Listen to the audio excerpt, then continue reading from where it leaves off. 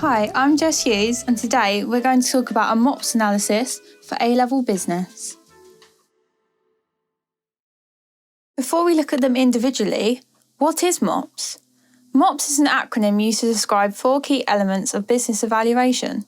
It stands for market, objectives, product, and situation. For a 20-mark exam question, it is definitely useful to explore each element of MOPS. It helps you pick up those final marks, which is why it is so important if you intend to produce a level 4 answer, which is that top band. By applying MOPS to the case study you are given, you can show a wider understanding of the business world to the examiner.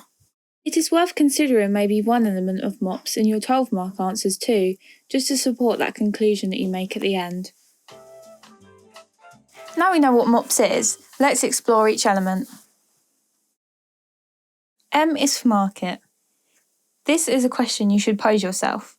What are the characteristics of the market in which the business operates?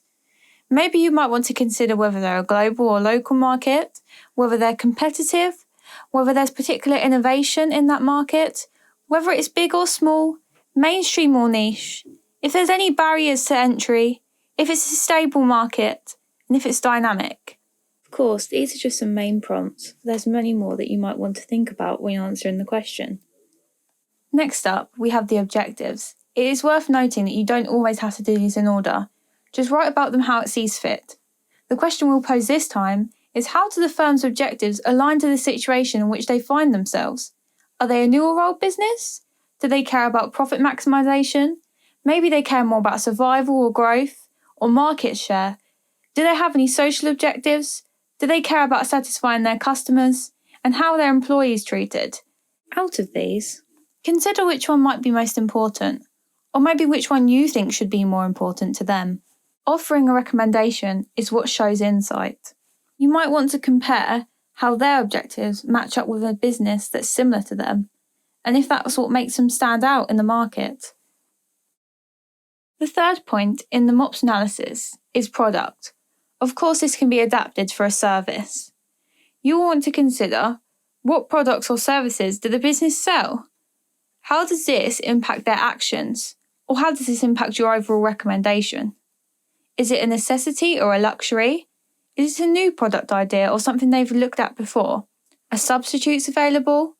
How is it distributed? Do they have any production costs? How easy is it to sell the product?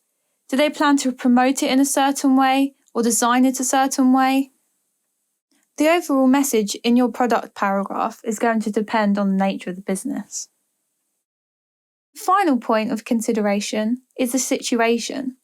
What is the current situation for the business? It will be different for every single case study you look at. Are they under any scrutiny? Are their finances okay? How does this work alongside the recommendation you intend to make? Are there going to be any long-term or short-term impacts of what they're currently operating like? How do they fit into the product life cycle? Is their product new or old? Are they succeeding or are they struggling? Should they continue what they're doing? And does this work in favour with the current state of the economy? We have some typical MOPS examples that will come up in your mark scheme. Examiners are going to be looking for MOPS in your conclusion, and here we can see they've literally listed them out individually. You can see the MOPS paragraphs aren't that big, but that's because all the key information has been compressed. Your conclusion, or overall, your evaluation, is worth 6 marks out of 20, so it's quite a hefty amount. Using these examples, you might want to practice constructing your own. Use the talking points on the previous slides to help you. Maybe choose one of your favourite businesses to apply it to first to get comfortable.